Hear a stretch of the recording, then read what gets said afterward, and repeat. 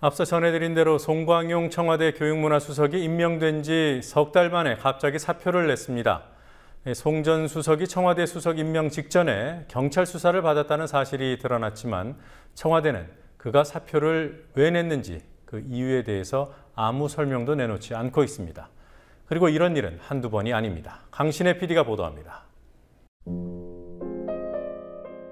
지난해 1월 박근혜 대통령 인수위원회의 외교국방통일분과 간사인 최대석 이화여대 교수가 돌연 사퇴하는 일이 있었습니다.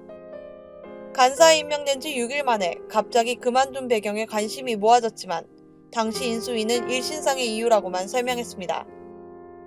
박근혜 대통령 초대 비서실장이었던 허태열 실장이 5개월 만인 지난해 8월 자리를 떠날 때에도 청와대는 제대로 된 설명을 안 내놨습니다. 박근혜 대통령은 그 자리에 김기춘 현 비서실장을 임명했습니다. 작년 12월 31일에는 김행 청와대 대변인이 재충전에 시간을 갖겠다는 말을 남긴 채 사퇴했습니다. 이정영 당시 홍보수석과의 역할 갈등설이 나왔지만 청와대의 해명은 없었습니다.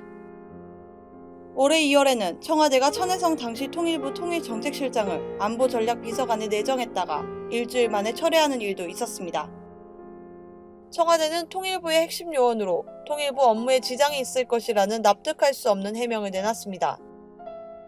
지난 20일 송광용 청와대 교육문화수석이 임명된 지 3개월 만에 갑자기 사표를 냈고 대통령에 의해 수리됐다는 소식이 전해졌습니다.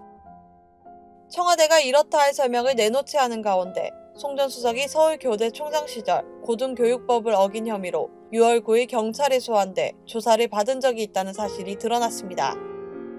그러나 박근혜 대통령은 경찰 조사 4일 만인 6월 12일 그를 교육문화수석에 내정했습니다.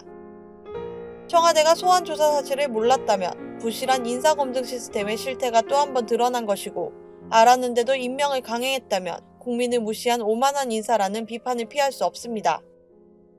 서초경찰서는 송 전 수석을 조사했다는 사실을 7월 22일 서울지방경찰청에 보고했고 같은 달 31일 송 전 수석을 불구속 입건했습니다. 송 전 수석의 사퇴를 둘러싼 청와대의 태도에 언론들은 한 목소리로 비판했습니다.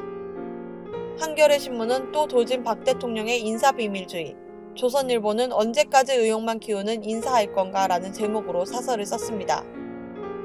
다른 신문들도 경질 이후 왜 숨기는가, 또 침묵하는 청와대, 사퇴 이후 왜 못 밝히나 등의 제목으로 해명 없는 청와대를 비판했습니다.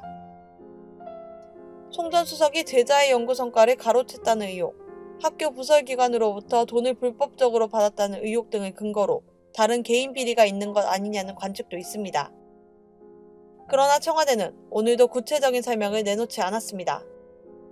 국민TV 뉴스 강신혜입니다.